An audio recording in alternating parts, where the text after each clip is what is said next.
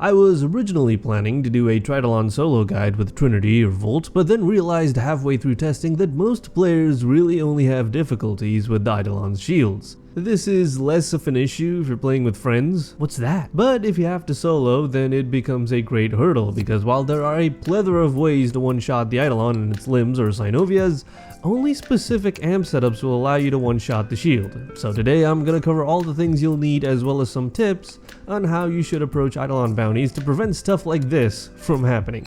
And if you're looking for a squad, then consider joining the Discord server. Invite link is in the description.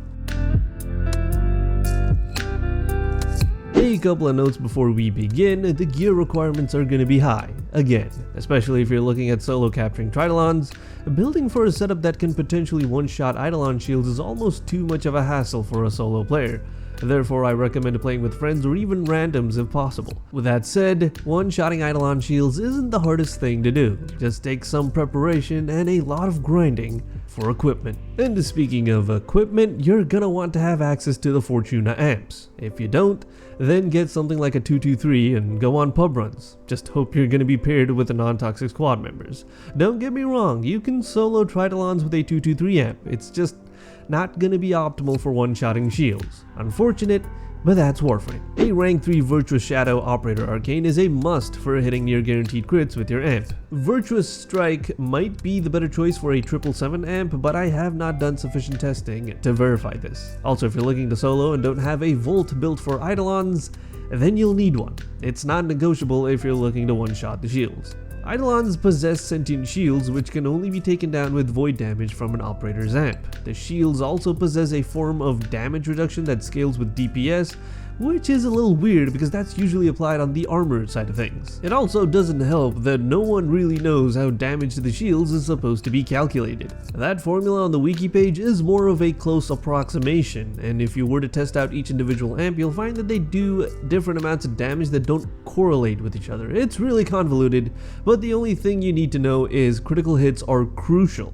and amps with high crit chances are what you're going to need to take down Eidolon Shields fast. Other than a good amp, you should at the very least have either Void Strike or Unaira Wisp unlocked, and if you're looking to solo, then you're definitely going to want all these other focus goal abilities maxed out and unbound, which is going to cost you millions in focus points. But if you've unlocked all the essential focus abilities and want to one-shot shields playing solo, then a Volt, like I said earlier, is mandatory. You need Volt for his electric shield that boosts crit damage of all fired projectiles going through them, amps included, by 200%. Finally, you're going to want either of these two amps. If you're not sure which one to pick, I will go over both in the next section, discussing their traits and following up with a demo of one-shotting a Turles shields towards the end. I've decided to omit a dedicated X77 setup that prioritizes the alternate fire, as I feel it's not very reliable to use for slightly less than experienced players. However, the amps that I have suggested are built with the same scaffold and brace parts anyway, so the alternate fire is always an option. The 177 amp, which is built with the Raplac Prism, seems to be the best for players who may want to switch between running Void Strike and Unaira Wisp.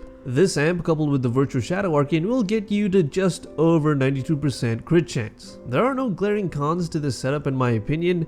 The primary fire from the Raplac Prism may not be as good as a perfectly placed proper alternate fire in a squad run under certain conditions, but you got both of those firing modes in one amp, so it's kind of the best of both worlds. The other amp, built with a Clamora Prism, will completely melt the Eidolon Shields in seconds when coupled with Unaira Wisp and fired through a Volt shield at the right spot, usually somewhere in between the legs to get the most points of contact, if that makes sense. It's absolutely fantastic for Terralists and even Gantulists, though I've found it to struggle against Hydralists a little bit, not for lack of damage output, but because the thing is so damn huge that you may not be able to hit as many points on the Hydralist, especially when it's moving and the world around you turns into a profusion of lightning and visual effects. Still, it may be the perfect amp for those of you who prefer Unaira Wisp over Void Strike. One-shotting Eidolon Shields is as much about preparation and discipline as it is about having the right gear.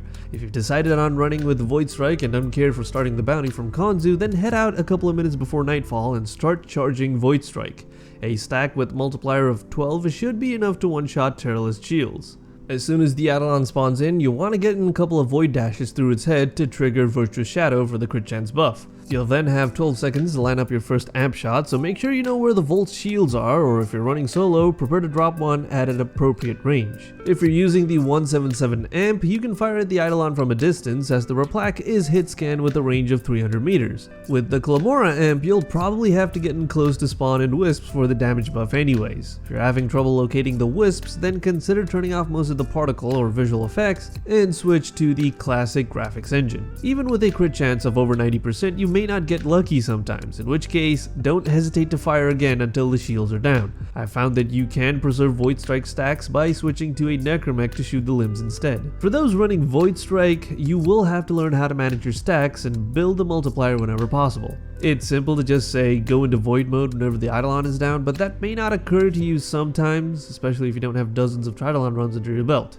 It's something you'll learn and get better at with practice. If you have trouble with consistently getting all the required steps done in perfect order, then consider practicing with just a Terrorist in solo mode and see if you can capture one in 5 minutes or less. It's okay to mess up your first couple of solo attempts, as the Eidolon bounties are really designed for co-op play.